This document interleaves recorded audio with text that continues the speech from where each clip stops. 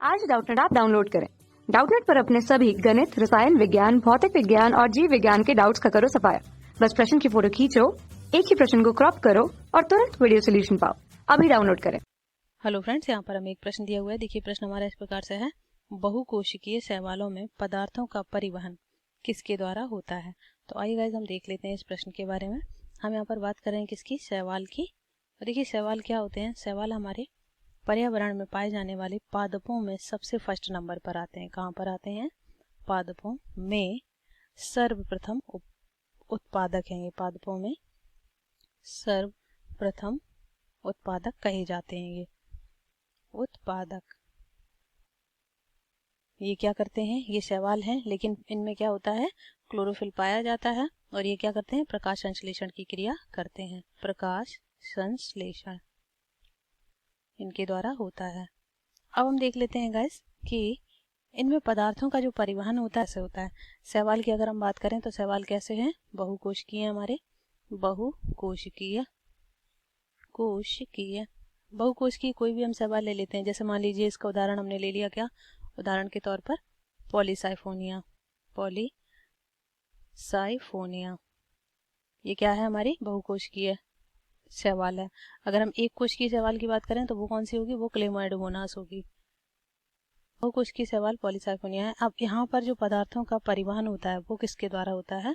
तो यहाँ पर जो पदार्थ होते हैं, कोई भी पदार्थ है। पहली बात तो इनकी जो हम कोशिका भित्ति की बात करें, कोशिका भित्ति क्या पाई जाती है? सभी शैवालों की बात हो रही है, सिर्फ पॉलीसाइफोनिया की नहीं हो रही है। यहाँ पर हम बहुकोशिकीय शैवालों की बात कर रहे हैं। तो जो इनकी कोशिका भित्ति है, सेल वॉल पाई जाती है, वो कैसी होती है? वो म्यूसिलेजिनस होती है। बिकॉज ये जो जितने भी हमारे शैवाल हैं ये कहाँ पाए जाते हैं? पानी में पाए जाते हैं, या पानी के आसपास हमें देखने को मिलते हैं।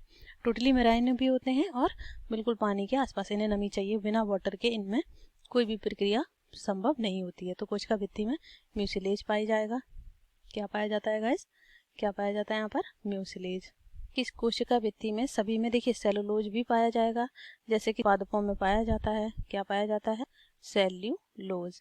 लेकिन अब ये रहती हैं पानी में, तो यहाँ पर देखने को हमें क्या मिलता है? म्यूलेज भी। क्या देखने को मिलता है? म्यूसिलेज। ये एक चिपचिपा पदार्थ होता है जो पानी की वजह से कई शैवालों में या हमारे बहुकोशिकीय शैवाल जो हैं उनमें देखने को मिलता है। अब हम बात करें इनमें पदार्थों का जो परिवहन होता है वो किस तरह से होता है? कोशिका भित्ति के द्वारा ही होगा ऑब्वियसली। तो ये किसके द्वारा होता है? ये एक प्रोसेस होता है विसरण। किसके द्वारा होता है? विसरण। गैसों के आदान प्रदान के लिए हमारा जो प्रोसेस है इसी को हम क्या बोलते हैं? विसरण। गैसों, और यहाँ पर क्या है? पदार्थों का भी आदान प्रदान होता है, पदार्थों का स्थानांतरण।